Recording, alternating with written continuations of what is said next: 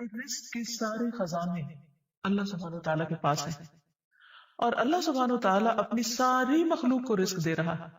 اور ہر طرح کا رزق دے رہا ہے، اور پھر بھی اس کے خزانوں میں کمی نہیں واقع ہوتی۔ ایک حدیث قدسی میں آتا ہے، اللہ تعالیٰ فرماتے ہیں کہ اے تمام جن و انس، اولین و آخرین، اگر تم سب کے سب ایک چٹیل میدان میں، کھلے میدان میں اکٹھے ہو جاؤ اور پھر سب اپنی حاجات مجھ سے مانگو، اپنی ضروریات مجھ سے طلب کرو، اور میں تم سب کو وہ عطا کروں جو تمہیں چاہیے، تو بھی میرے خزانوں میں اتنی کمی بھی واقع نہیں ہوتی جتنی سوئی کو سمندر میں ڈالنے سے واقع ہوتی ہے۔ جہاں تک رزق کا تعلق ہے تو اس سلسلے میں یہ یاد رہے کہ رزق کا تنگ کرنا اور کشادہ کرنا یہ صرف اللہ سبحانہ وتعالیٰ کے ہاتھ میں ہے۔ وہ جس کو چاہتا ہے زیادہ دیتا ہے، جس کو چاہتا ہے کم دیتا ہے۔ قرآن مجید میں اللہ تعالیٰ فرماتے ہیں واللہ یرزق من یشاء بغیر حساب، اللہ جس کو چاہتا ہے بے حساب رزق عطا کرتا ہے، اور پھر اگر وہ کسی کو زیادہ نہیں دیتا، اس پر رزق تنگ کر دیتا ہے، تو بھی اس میں اس کی اپنی حکمت اور مصلحت کار فرما ہوتی ہے۔ بعض لوگوں کو رزق کی زیادتی نقصان دیتی ہے، اور بعض لوگوں کو رزق کی کمی فتنے اور مشکل میں ڈال دیتی ہے کہ ان کے ایمان جانے کا خطرہ ہوتا ہے۔ اسی طرح بعض کو رزق کی کشادگی اللہ کی یاد سے غافل کر دیتی ہے۔ یعنی انسان مختلف مزاج کے ہوتے ہیں، تو اللہ تعالیٰ جو کہ بندوں پر مہربان ہے، وہ جانتا ہے کہ کس بندے کے ساتھ اسے کیسا معاملہ کرنا ہے، کسے زیادہ دینا ہے اور کسے کم دینا ہے۔ اس لیے ہمارے معاملے میں اللہ تعالیٰ کا جو بھی فیصلہ ہو اسے بخوشی قبول کر لینا چاہیے، اور اس کے ساتھ ساتھ اس سے اچھی امید رکھنی چاہیے۔ رزق کے سلسلے میں یہ بات یاد رہے کہ اگر کبھی رزق میں تنگی ہو رہی ہو تو ہو سکتا ہے کہ اس تنگی پر صبر کرنے کی وجہ سے انسان کے اتنے درجات بلند ہو جائیں کہ بہت بڑی بڑی نیکیاں بھی اس کے مقابلے میں ہیچ ہوں۔ پھر اسی طرح بعض اوقات انسان کے لیے ناشکری رزق کی تنگی کا ذریعہ بن جاتی ہے، تو اس سے بھی انسان کو پرہیز کرنا چاہیے۔ خواہ انسان کے پاس تھوڑا ہی ہو تو بھی اس پر اللہ تعالیٰ کا شکر ادا کرنا چاہیے، کیونکہ اللہ تعالیٰ کا وعدہ ہے لَإِن شَكَرْتُمْ لَأَزِيدَنَّكُمْ، اگر تم شکر ادا کرو گے تو میں تمہیں اور زیادہ عطا کروں گا۔ کیونکہ ہر انسان جس کے پاس جتنا بھی ہے وہ عموماً کمی کا رونا روتا رہتا ہے۔ اسی لیے ہمیں یہ سکھایا گیا ہے کہ رزق کے معاملے میں ہم یعنی دنیاوی معاملات میں اپنے سے نیچے والوں کو دیکھیں کہ ان کے پاس کیا ہے، تو انسان کے پاس جو کچھ بھی ہو انسان اس پر راضی ہو سکتا ہے، مطمئن ہو سکتا ہے، خوش ہو سکتا ہے، اور اللہ تعالیٰ کا شکر گزار ہو سکتا ہے۔ اور یہ ہمیشہ یاد رکھے کہ اصل میں الرزاق تو اللہ تعالیٰ ہی ہے۔ اس لیے جب بھی رزق کے معاملے میں کسی بھی قسم کی کوئی مشکل ہو، اونچ نیچ ہو، تو فوراً اللہ تعالیٰ کی طرف انسان رجوع کرے اور اللہ تعالیٰ سے خوب خوب دعائیں کرے، کیونکہ وہ دعاؤں کا سننے والا ہے۔ لیکن بات یہ ہے کہ انسان جب اللہ سے مانگے تو پورے یقین کے ساتھ مانگے، امید رکھ کے مانگے، اور کسی بھی قسم کی مایوسی کا شکار نہ ہو، کیونکہ دعا ان تمام چیزوں میں فائدہ دیتی ہے جو نازل ہو چکی ہیں، اور ان میں بھی فائدہ دیتی ہے جو نازل نہیں ہوئی، یعنی وہ تمام مشکلات جو انسان پہ پڑ چکی ہیں یا آئندہ آنے والی ہیں، ان دونوں کے سلسلے میں دعا کرنا انسان کو فائدہ دیتا ہے۔ لیکن یہ یاد رہے کہ دعا کی قبولیت کے لیے انسان اپنی طرف سے بھرپور کوشش کرے، اور اس میں ایک کوشش یہ کہ جب اللہ سے مانگے تو پہلے اللہ سبحانہ وتعالیٰ کی تعریف کے کلمات کہے، تسبیحات پڑھے، اور پھر اس کے ساتھ ساتھ درود شریف پڑھے، کیونکہ نبی صلی اللہ علیہ وسلم نے فرمایا کوئی شخص اس طرح دعا نہ کرے کہ اے اللہ اگر تو چاہے تو مجھے روزی دے، بلکہ پختگی کے ساتھ سوال کرے، پورے عزم کے ساتھ سوال کرے، کیونکہ اللہ جو چاہتا ہے کرتا ہے اور اس پر کوئی جبر کرنے والا نہیں ہے۔ اور جب بندہ اللہ سے رزق مانگتا ہے تو اللہ تعالیٰ اس کو عطا کرتا ہے۔ نبی صلی اللہ علیہ وسلم نے فرمایا جب تم اللہم ارزقنی کہو گے تو اللہ تعالیٰ فرمائے گا میں نے رزق دینے کا فیصلہ کر لیا، یعنی جب تم کہو گے کہ اللہ مجھے رزق دے تو اللہ تعالیٰ تمہیں جواب دے گا کہ ہاں میں تمہیں رزق دوں گا۔ اس لیے اس حوالے سے مکمل طور پر اللہ سبحانہ وتعالیٰ پر بھروسہ کرنا چاہیے، اللہ تعالیٰ کا تقوی کرنا چاہیے، یعنی اللہ تعالیٰ سے ڈرتے رہنا چاہیے، اور رزق کی تلاش میں حرام راستے اختیار نہیں کرنے چاہیے، کیونکہ اللہ سبحانہ وتعالیٰ کا وعدہ ہے وَمَن يَتَّقِ اللَّهَ يَجْعَل لَّهُ مَخْرَجًا وَيَرْزُقْهُ مِنْ حَيْثُ لَا يَحْتَسِبُ، جو اللہ کا تقوی اختیار کرے گا اللہ تعالیٰ اس کے لیے مشکل سے نکلنے کی کوئی راہ ضرور بنا دے گا،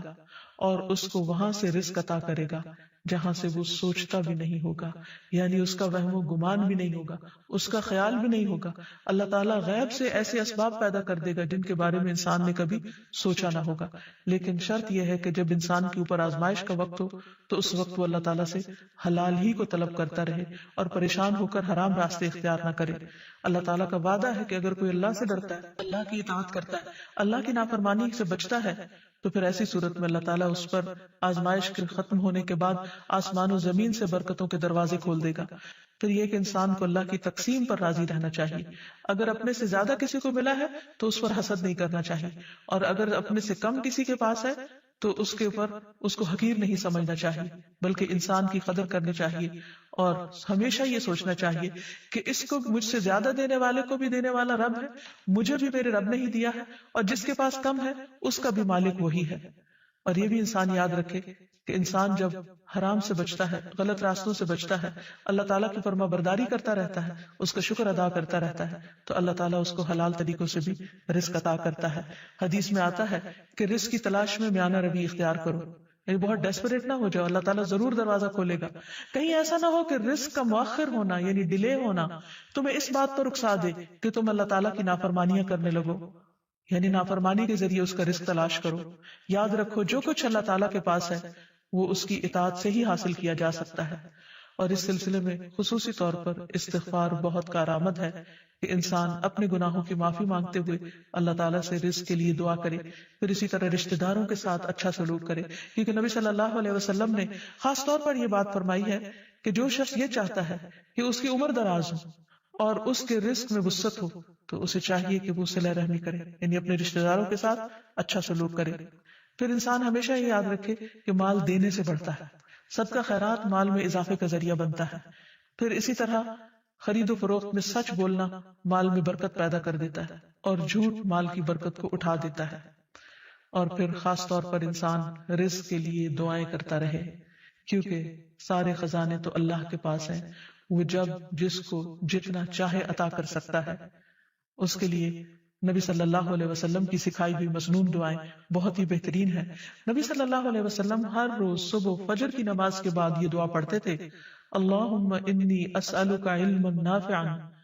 ورزقا طیبا وعملا متقبلا۔ اے اللہ میں تجھ سے علم نافع، طیب رزق یعنی پاکیزہ رزق اور مقبول عمل کا سوال کرتا ہوں، یعنی ایسے عمل کی توفیق دے جو تیرے ہاں قبول ہو جائے، تجھے پسند آ جائے۔ اور اس کے ساتھ ساتھ انسان کو حرام سے بچنے کی دعا کرنی چاہیے۔